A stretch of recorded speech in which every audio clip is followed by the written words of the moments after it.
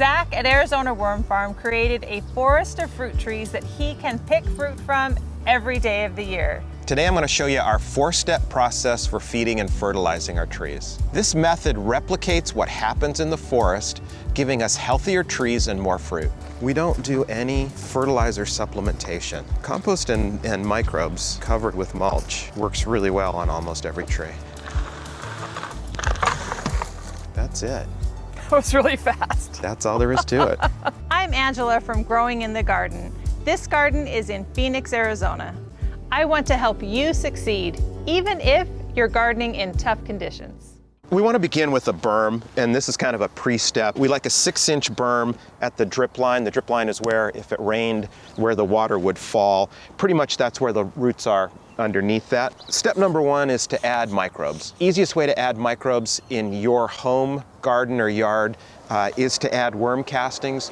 Worms are bursting with bacteria and fungi that are helpful. There's an exact amount to add. My favorite way, chuck a handful or two. The perfect amount is about 1 cup for every 3 feet of tree height. What those worm castings do is provide lots of microbes. The bacteria and nematodes and fungi will help convert what's in the organic material that we're about to add into food for the tree. And they do it on an ongoing basis. Once we've added our worm castings, the next thing we're going to do is to add a good healthy layer of really good compost. And I like to add about 2 inches across the bottom of that whole berm area. The microbes are going to consume that, and they're going to turn it into food for our plants. Finally, in Arizona, critically important to top that with mulch.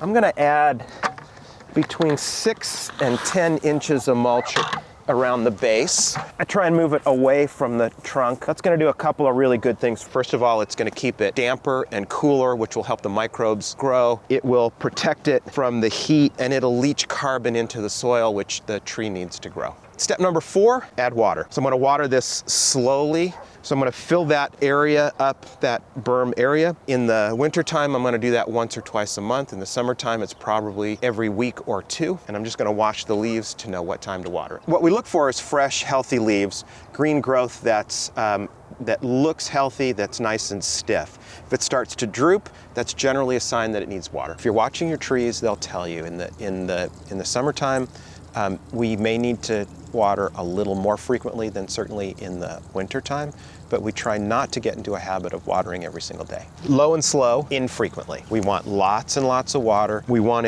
the water to go down, so we build a deep set of healthy roots. So for a tree this size, I'd like it to go somewhat slowly. I'm probably going to water this tree for 45 minutes to an hour, but I'm just going to watch it. I'm going to try and keep it in the well. I'm going to try and fill that well, and I'm going to try and water it enough so that this time of year I don't have to water it again for 3 or 4 weeks. Does the age of the tree matter then? Are younger trees going to need more frequent watering than older trees? Yeah, absolutely. Older the tree is, the more likely it is to have mature, deep roots. So younger trees, trees that are newly transplanted, are all things that you're going to need to water considerably more frequently. When I come back and it's time to do this again, do I need to pull everything back, or do I just put everything right on top? Yeah, so just continue the thought of a lasagna. Keep adding exactly those 3 elements just right on top. One of the things that is really important in Arizona is to get good, strong fungal growth. Mycorrhiza is the one that most people know about, and that helps extend the reach of your roots so that they can better use more water, so that you can get better growth with less water. They're called fungal hyphae, and they grow like the joints of your fingers, and they'll attach themselves and get longer and longer and longer, and there'll be miles and miles of fungal hyphae under a healthy tree. We want to try and avoid breaking them up as much as we So that's why we don't dig in the soil, because when you dig, you're breaking those up. We're exposing those, we're breaking fungal hyphae, and we're exposing microbes to too much sun, too much dryness, and that'll actually kill them. You'll see that whole level go down as the tree is consuming that organic matter, and then we recommend you just continue that process right on top of it. And if you continue to do that, you'll get a healthy balance of carbon and nitrogen, and that carbon and nitrogen is what will feed that healthy growth. Can you overfeed? Can you do too much compost? No, the great thing about that organic material and the microbial activity that happens is that they're going to convert the organic material into what the plants need at the time the plants need them. They won't convert too much, and there's nothing in there that can artificially burn your plants. It all happens at the root level so the plants can absorb it. Unlike commercial chemical-based fertilizers, that's how we end up with trees that get burned or trees that have an unnatural rush of growth. By doing it this way, we get a slow, strong, sturdy, healthy growth, and it will produce much, much more fruits and vegetables. So this is a newly planted tree. Is this something we only do when it's planted, or how often are we going to be doing this to our fruit trees? Right, we typically talk about doing this 3 times a year, Valentine's Day, Memorial Day, and Labor Day. That's easy to remember. It is. And they coincide with our growing seasons. So Valentine's Day, when our trees are waking up and getting ready for spring, then just before the hot summer months, and then just before fall, when we get another rush of growth. What should happen here is that we should see this level settle. So you remember that berm we've now covered up, but after we water this, after the tree starts to eat this, that level will start to drop. Anytime you see that level drop, it's time to repeat these steps. Sometimes it'll happen more often than 3 times a year. And this keeps your trees looking good, so you don't necessarily have to wait for signs of malnutrition or things not going well to do this. You're just being proactive and adding that 3 times a year. Yeah, and an important reminder, this last summer was just brutal for trees. It was hard on everything and everyone. But if you try and fix problems that you broke in the Phoenix area in June, it's way too late. You can't do it. You can't rescue a tree in June that wasn't properly fed through the springtime.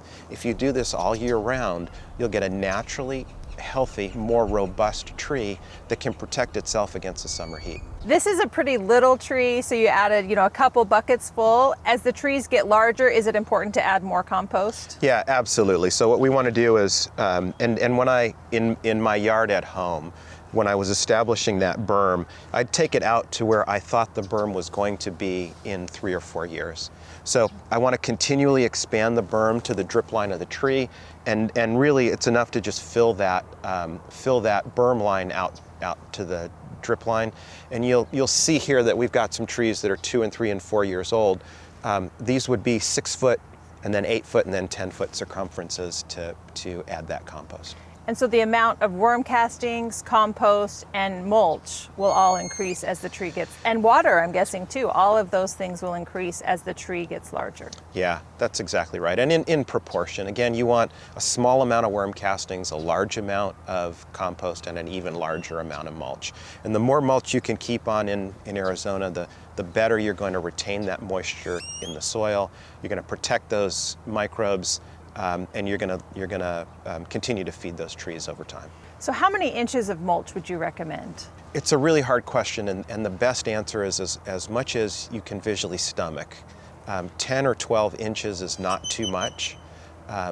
Most places say at least 3 inches, and we like 3 to 6 inches. We think 3 to 6 inches looks fine, and it's not too cumbersome to walk on. But the ground that you're walking on started as 12 inches of mulch. And now most of that mulch has decomposed, it's fed the soils, and it's given us a nice healthy growth area. With that much mulch, is it hard to keep it away from the trunk, or how do you do that? So in Arizona, it's less troublesome than it is in places with a lot of rain and high humidity. What you don't want to do is to have mold and too much moisture right around the trunk of the tree. So I do tend to pull it back a little bit, but I'm not overly concerned about it because in Arizona it tends to dry out around the trunk level. Sometimes with gardening, we just do the best we can and use what we have. What if I don't have worm castings? How is that going to affect my tree? Should I still try and do compost, or what should I do? We always say just do the best you possibly can. Each of those levels provides something unique, which is additive to the process, and so we like to have all 3 of those levels. The castings, which you need relatively little of, provide lots and lots of microbes. There's not a ton of nutrient value in the castings, but there's lots of living life. The compost is the real food. The mulch, again for Arizona, is real important to keep the soil damp. Doing one of those things is better than doing nothing. doing all three will get you the best result. If Okay. you were going to, the only one you absolutely have to do is water. As long as you're watering, then you got a shot at it. These other things will just get you better growth, healthier plants, more fruit. When I think about the worm castings, I have vermicomposting bins in my raised beds. Can I get a scoop of those out of my raised beds and feed my trees with those? Yeah, absolutely. A handful of that is probably the best casting you can get. The shortest distance from the wedges to your tree, the more of those microbes are going to stay alive. Frankly, the best compost comes out of your backyard as well. Second is someplace like the Arizona Worm Farm that does it in controlled batches, but we also recommend diversity of compost. So if you're if you're looking for the absolute best outcome, one of the things you can do is to supplement a lot of our compost with 2 or 3 other different kinds of compost. So a mushroom compost or a horse manure based compost will add diversity to the life that's in your plants. Well, Zach, if I was a tree, I would want to be planted in the Arizona Worm Farm. What a wonderful place. Thank you so much for sharing all of your tips. I learned a lot. Thank you for visiting. Absolutely.